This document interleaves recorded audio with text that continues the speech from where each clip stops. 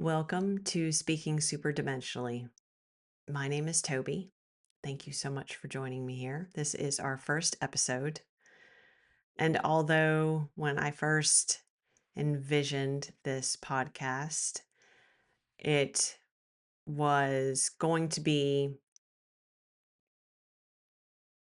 a bit more formal and a bit more traditional in the podcast style, as I've sat with the idea of it for a bit longer, here we are. We're much more casual. We're much more laid back, even than my other channel. If you're familiar with the Galactic Intuitive, that is my other channel. You may recognize the background a little, for the most part. The light's a different color.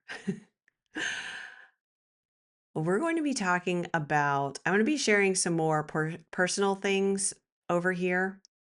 I don't know how this will evolve.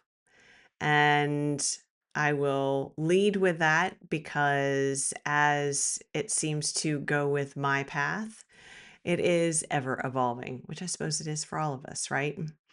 Um, so I don't know where this is going to lead. I do hope that you will join me on the journey, however, if you feel called to do so, and if it resonates for you, and or I should say, for as long as it resonates with you. So let's start with a little bit of background about me. I'm going to tell you my story about my awakening. And I alluded to it, I mentioned it a little bit in one of the most recent, or my most recent reading on the other channel, because it's very much tied to animals. It's very much tied to my experience, or at least the last part of my experience as a long time enthusiast of dog training and well, a professional as well, because I was training for other people as well for a period of time. So I have always, ever since I was little, had was always very close to animals, and for a long time thought that I wanted to be a veterinarian. Um, I was always spending time with our family dogs, and we had a husky at one time, and so I was certain that I was going to teach him how to be a sled dog by allowing him to pull me on my roller skates. So, um, yeah, that was, I've always been close to animals. And as I grew and changed and my direction changed, I became very interested in physics and astronomy. And so I began my college career as a physics major. And then um, quickly, well, not too terribly quickly, as much as I loved physics and still do, I did not love calculus. And so calculus did not love me. Um, so there was a point in time, I guess about my sophomore year in college, that it was clear that that was not going to be the route for me, but I didn't know what I was going to do, where I was going to, what my major would be if it wasn't going to be in physics. And then I took a class in Introduction to Anthropology. Now, I had always, well, I shouldn't say always, but there was a point in probably late middle or late elementary school, definitely middle school, where I was really, really drawn to Darwin and evolution. And yeah, I was really fascinated by that. And so I took the intro to anthropology, and the professor, Dr. Laura Vick, was, and oh, still is, amazing. And I immediately knew that I was switching. Now, this is my first class. First class and first day in the class, and also first class of anthropology. And I knew that was where I was going. It clicked in such a way that there was no doubt that I would be pursuing anthropology. So I did switch my major. Um, Thoroughly enjoyed it, and I'm going back farther than I intended, but we'll go with it. And then started pursuing primatology. And Dr. Vic was a primatologist, and she was an amazing mentor for me and provided me with a lot of opportunities that I have so much gratitude for, um, even 30 plus years later. Um, Amazing opportunities. So maybe we'll talk about those at another time. But so I was again um, I very much attuned to animals, and then as my life path changed, I think I'll save that part for another video. Otherwise, we'll be here for hours. Um, my life path changed, and I at, found myself living in Des Moines, Iowa, and I went there for a reason. But anyway, I was living in Des Moines, Iowa, and I was out of college, and I was volunteering at the zoo, and I wanted a dog. I was living with my boyfriend at the time, and um, for all of my college years, I was certain that I wanted a golden retriever. Absolutely certain. Had pictures of puppies in my dorm. I was mildly obsessed with golden retrievers.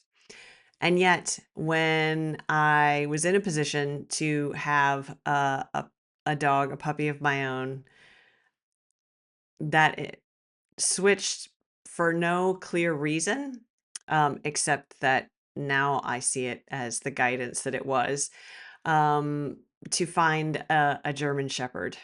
And as you will see as I share this, that was no coincidence because it absolutely led me down this path to where I am now. I know that sounds random. How in the world could a German Shepherd puppy lead to your spiritual awakening some 20 years later? 25 years later. Um, but it did. So at that time, this was a long time ago. This would have been 95 because I graduated college in 93. So 95. And so 20 years ago, not 25. I the way you found a dog, at least for me, you looked in the paper, you looked in the classifieds. So that's what I did. There happened to be a gentleman in the area who had a litter of puppies, and the parents actually came from Germany. I knew nothing about German shepherds at the time, so I was extremely fortunate to find Mr. Elgin and to be able to have one of his puppies and to get a lot of knowledge from him and learn about German shepherds and their background, their history.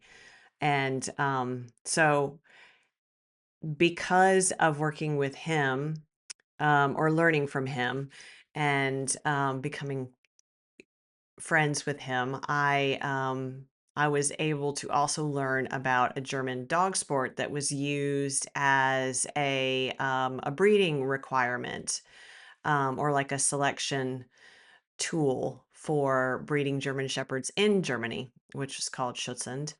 And this particular breeding requirement turned into a dog sport, and which is still done today. It's under a different name now, but it includes um, protection work, which would be kind of like what you would probably know as like police dog training, advanced obedience, and tracking. And so I was introduced to that through Mr. Elgin, and he had a small training group. And again, same type thing as anthropology. I immediately fell in love with it. And so we moved away from there, and I continued a little bit of training on my own, um, but didn't have any assistance or anything. However, so when some time passed and my first German Shepherd passed away, and I was ready to have another, I knew that I wanted to have a dog that I could learn the sport with. And so that's what I did, was able to find one, and he taught me a lot. And so in the process, then I met other people, important people in my life, um, very important people in my life, including my ex-husband, who I was not anticipating talking about all these personal things, but here we go. Um, who again, so having I mentioned how in the world could a German Shepherd lead to having a spiritual awakening? Well, that one German Shepherd led me to fall in love with this sport, which led me to meeting my son's dad and my husband at the time, and then meeting some amazing people along the way. And you're probably wondering, what the heck does this have to do with speaking super dimensionally? Well, because this is the super dimensional aspect, one of them, of life, of how these, what we may view as minor in a moment, have long reaching effects on our lives, and how opening one door leads to a multitude of doors. And so I share all this because I want to talk about my awakening and share that with you, but also because it is important. Oh, there goes the nose. It's important oh, to, on the other channel, we're talking a lot about grounding, and it's so important to ground our spiritual awareness in our physical reality. And that's part of speaking super dimensionally as well, to have recognition of our super dimensional, or the super dimensional aspects of life within a moment. And so being able to hold those higher dimensional awarenesses as we're feeling and having a very 3D experience. Um, it's all interconnected. There is no separation. The only separation exists when we don't have awareness of it. And so it's an illusion. It's just that we don't have awareness of it. So one German Shepherd puppy led to my life changing in amazing ways, having the family of my own. And so to pick back up, so by this time, around the time that I had my son, I let's see, I had been training then for steadily for um well, since early 2002, because the puppy that I purchased, that was to be my Schutzhund dog, was born in October of 2001. So I started training in earnest in the spring of 2002. So I had been training for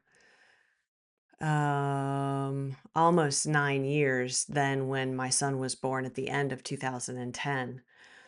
So by that time I was heavily into the sport, and had trained with some well-known people in the sport and had done a little bit of competing myself, and um, had played with different ways to train the different behaviors. And but however, if you have a child, then you probably experienced how having a child can totally shift your worldview, as well as have you take a strong look at your own behaviors and how you interact with the world around you. And for me, I was beginning to work with, um, no, at that time I wasn't. So I, for me, having my son and starting to look at, as I was very interested in human behavior as well as animal behavior, um, they really are the same thing. um, I was interested in how best to help him learn in a way that promoted his self confidence, his individuality, and as I've come to understand now, his sovereignty. I didn't use that term for it, but to promote his independence and independent thinking in him rather than conformity in how he perceived learning. It was really important to me that he enjoy learning. Um, and so I wanted to understand how best to facilitate that for him. Tea break. So as I started looking into different types of parenting and philosophies around that, I was really drawn to I don't even remember what it was called, but some people would call it gentler forms of parenting. But being being open to allowing the child to express and following their lead, especially in how they learn, because each child is unique, just as each adult is unique in how we learn and how we interact with the the information we receive from the environment. And because of that, I felt it was really important to tailor how I was interacting with him based on, as best I could, based on how he was receiving information. Of course, when you're talking about an infant, that's a little bit more challenging to do, but you can still go by the cues that they give you. Um, and to honor what he needed, because I felt and still believe that whether an infant or an adult, each human is deserving of respect, and that their feelings have value and are worthy, and again should be respected and be honored as well. And so as his mom, I felt it was my job, and I still do, to um, take his feelings into consideration. That seems like such a simple thing to say, and yet when you get into different groups, it can be rather triggering for some people, especially when you're talking about a very young person, as if infants don't have feelings and they don't deserve to express their feelings. They only have so many ways to communicate with us. I didn't think I was going to be talking about parenting, but here we are. They only have so many ways to communicate with us, and so um, that's not their fault. We're supposed to be the adults, so I think it's our job to figure out what they're trying to communicate. And if we relay this back to spirituality, um before we have, just as I said, I didn't label that independent nature I was wanting to foster in my son as sovereignty, but that's exactly what it is. I didn't have the language for it though, and that speaks to, an infant not having the language to express what they need to express. And so, not only giving grace to ourselves when we just don't have the awareness, but also to other people around us that they might not have the awareness or the language that is regularly used in spiritual based conversation. Um, that doesn't mean that their thoughts and feelings about it are any less valid. So, getting back to my story. About, I guess it was 2013, um, we actually bred a litter. Well, yeah, we had a litter of puppies with some acquaintances, and I can't talk, with acquaintances of ours. So, and one of the puppies, because she, as a very, very young puppy, was obviously attached to our son. She came home with us, and I started working with her. And as I had been, and so my son was about 2.5 at this point. And the more I worked with her, the more I thought about how I was training her and the methods I was using and or would be using in the future. And I was and then feeling into how that aligned with or did not align with actually um how I was teaching my son. And I realized that to not have them align meant that I was splitting what my internal beliefs are.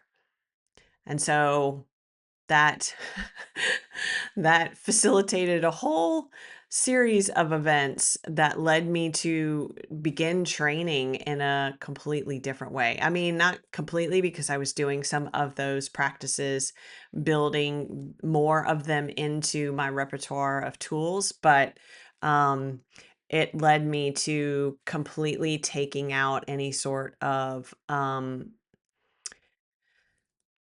compulsion in the training, or any sort of force. I did use like negative reinforcements, like a verbal no, or what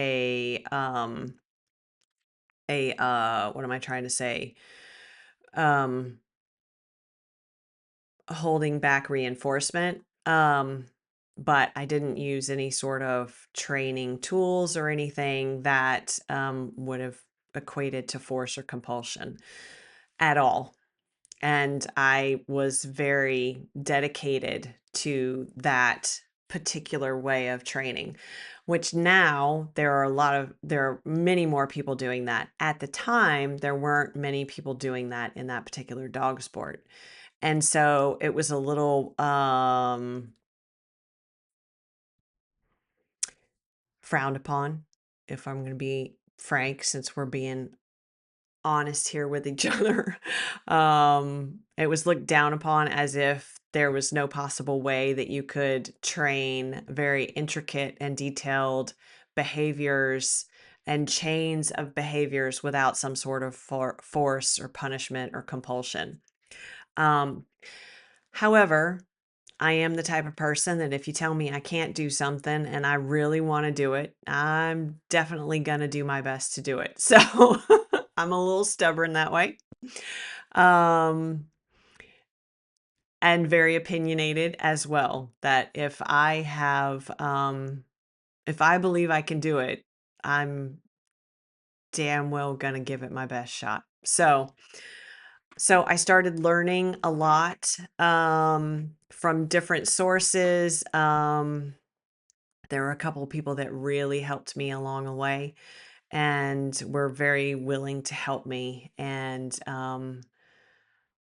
to provide some input because it was kind of for me, I didn't have anyone really close around me, even though I was working with a training group that was training that way. So I was really forging my own path. Um, but it was exceptionally rewarding, and I saw the difference in my relationship with my dog. Not that other people didn't have great relationships with their dogs, they did. However, it was clear that, and one of the things I built it on was that she trusts me 100%, that I always had her back, and that I would do my best to make sure that her that she felt comfortable. Because and one of the other things that kind of was a foundation of the training with her was that I wanted her to choose to be with me and to train with me. And I mean, you were talking about a dog who was bred to do this sport, so she is highly driven to play, to interact, and to train. Um, and the way that I did it with her, allowing her to make the choice, then actually seemed to reinforce her want to engage with me because it was play. It was because I didn't include any sort of compulsion or force. Um, she Even though I provided the setup for her to be in that learning space, the way it was facilitated, it was always fun for her. Even when she was working through a difficult problem, and that was part of the training as well, was to teach her how to problem solve. And that became part of the game for her. And what was interesting was that along the way, because I was doing things differently than other people, there were certainly points in time that I really had to put my foot down about how I was training her and what I was willing to do with her and what I was not. And really having to make a stand about, no, this is the way I want to do this exercise. And I'm not doing it any other way. Um, which required me to have a lot of courage. And because there were points in time that I was in front of people, one in particular, I was in front of a former world champion in the sport, very, very highly respected and revered. And still have a lot of respect for him and how he trains. Um, and yet he very much disagreed with what I was doing. Um, but I stood my ground. What was interesting throughout this process was that as I was standing up for Billy, my dog, and our training and the foundation I was laying with her and what I wanted to accomplish and the way I wanted to accomplish it, um, I started to see very, very, very clearly where I was not standing up for myself and where I was allowing things to occur um, that did not align with that type of life experience, the life experience in which um, is supportive of individual expression of what one needs and what one wants, and that's honored and not punished in some cases. Um, so as I continued to train with her and began seeing that contrast in my own life, it was a bit of a duplication of the prior experience of having that separation between how I wanted to teach my son and raise him versus how I was training my dogs. And so then it became, this is how I want my son to learn and that type of environment to be fostered. And I want to do the same thing for this puppy and this dog as she grows up, and I'm building her confidence and building her independence and allowing her the freedom to choose to work with me. And yet I was finding myself in a place where my confidence was being eroded and I was feeling um less and less seen, and simultaneously beginning to understand that was because I was not seeing myself. And I was attempting to uh, conform and fit into something that no longer fulfilled me.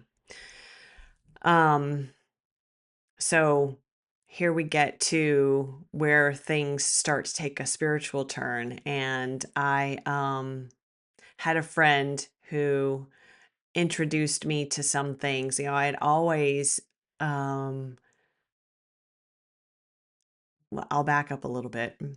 For the majority of my life up until about I'll say, I don't know when, 2014 probably, I considered myself an atheist.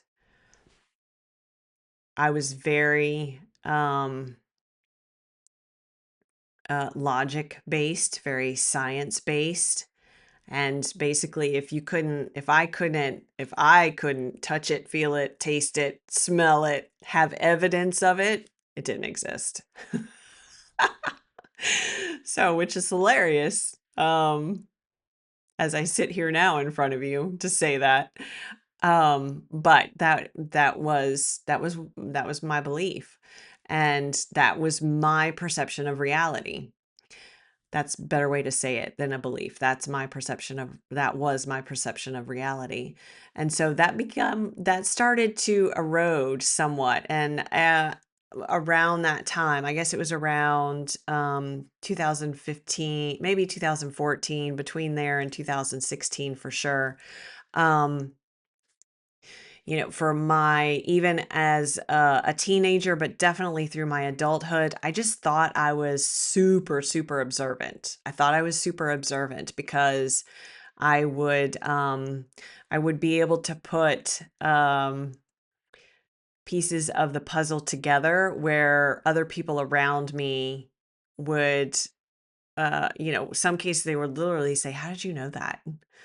Um, and again, I just thought I was very observant. And now I understand it was because energetically I had awareness of what was going on beyond the physical realm, whether that was me feeling into the energy and being able to translate that, or whether it was, my guides actually getting through my, through my logical mind and providing an answer for me.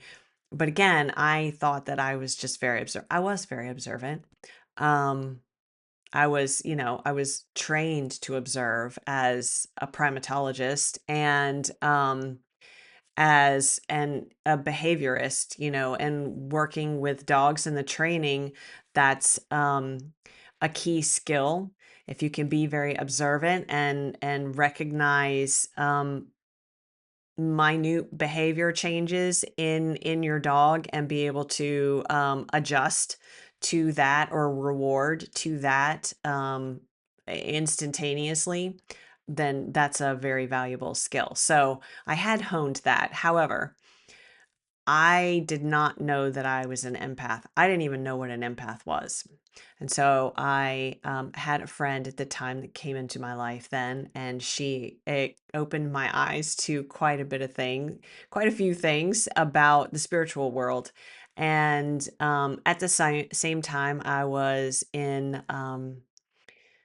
classical therapy, um, because I was dealing with quite a bit of depression and anxiety. And so that was beginning to be a rather very low point in my life. The depression became um, pretty pretty tough. As the provider for my family, I was the main provider, and having a child, that he got me out of bed, not literally, but that was my motivation, to get out of bed, to go to my job, to take care of him. Um, and then I was training less and less, um, partially because I was, um, working full time and had a toddler, and partially because I just didn't have the energy to, um, fight anymore for the type of training that I wanted to do. I wasn't willing to give in and to do it another way, but I also was no longer interested in fighting the fights um to be able to train that way. So I was really losing my motivation, and a big part of that was the depression as well. But in that time period, again, we oftentimes that awakening comes when we hit rock bottom. And that is definitely the case for me. That at the lowest points, it actually allowed it broke through that logical mind and the mindset and the perception of reality that it's only what you can see, hear, and taste, and what you have direct evidence of. Um, because it was during that time that I started having a connection with my guides and opening up to help from source and help from God and help from the angels. And it absolutely made a huge, huge difference in my life. And that then led me down the path to where I am now. Um, I started uh, working with a mentor in 2020, and then things rapidly grew from there. But it was interesting, looking back on how that all unfolded. And I still have that dog. She's getting older. She'll be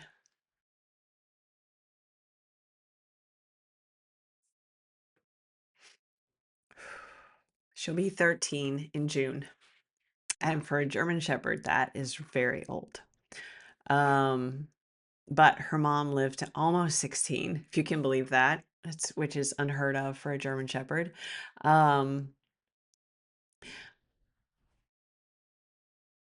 um, Even now, it's the relationship we have amazes me. And I know it's a direct result of how I trained her. And I don't say that like boastfully, but to, I think the point of this is one of the biggest lessons for me was learning to trust myself. And for me, um, I had to learn how to do that through doing for someone else first for my son. I mean, I continued to do it for him, um, and for her as well. But it needed to happen through other beings before I could see how much I needed to do it for myself. And so I guess I share this because there's no manual to a spiritual awakening, and they don't happen in like cookie cutter fashions. There's not a finite amount of ways that you might find yourself inspired into your awakening. Um, it's really whatever speaks to that part of you that says there's more to life than you realize. but you do need to trust yourself first, or you need to be open to it. Trust doesn't actually come first. Trust comes along the way. At least it did in my experience. That took some time, but being open to trusting is one of the key points. And however that is facilitated for you is the right way for you. Um, for me, it was the training and being so certain of doing the right thing for Billy, for my dog, that I was willing to um, step outside of the norm and put myself on the line for her. And when I saw that I was strong enough to do that for her, and all of the people that I was willing to stand toe to toe with to say, no, this is the way I'm doing it. And there were a lot. um, it showed me how strong I was, and that, and then it became harder for me to accept other places in my life that weren't in alignment with that Toby. And even though there were things in the environment that were going on, ultimately it came back to me and what I was saying okay to, whether verbally or um or internally. What I was saying, oh, it'll be fine. Oh, it'll be fine too. Whatever I was pushing down within me that wanted to be expressed, that wanted to continue to be that Toby that stood up for Billy and stood up for what I believed in, which was really the root of it. Yeah, it was about her, but really at the root, it was about what I believed to be right and just and fair and in her highest good and in my highest good. I mean, I wanted to train that way.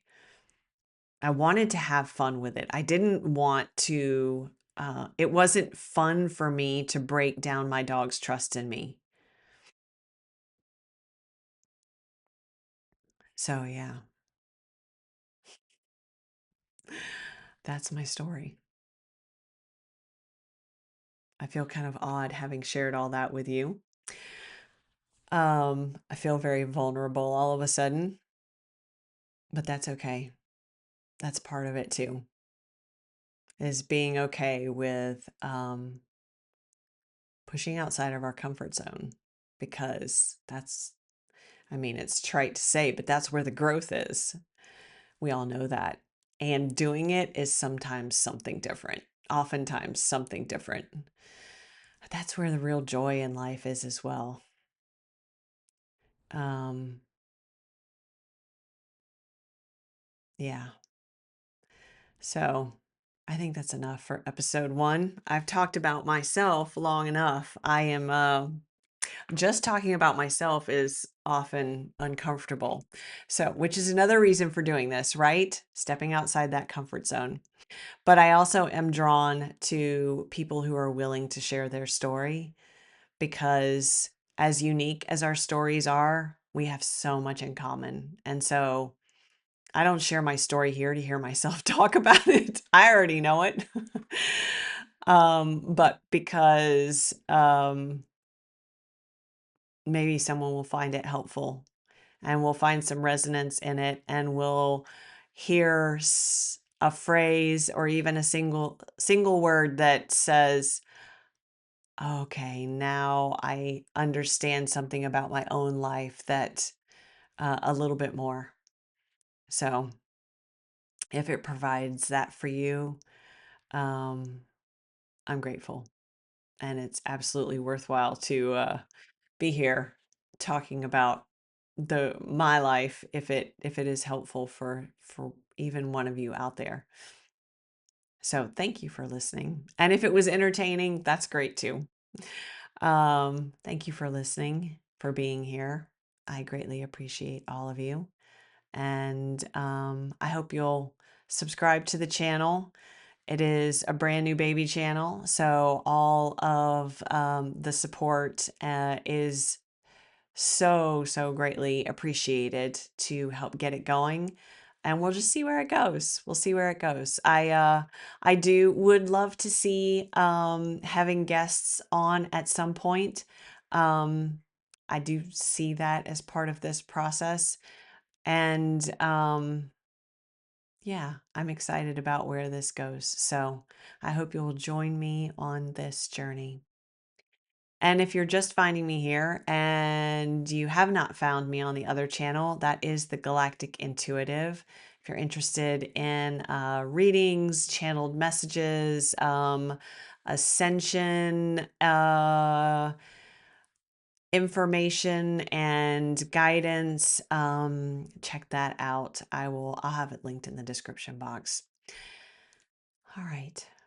You guys have a wonderful night, and I'll talk to you soon.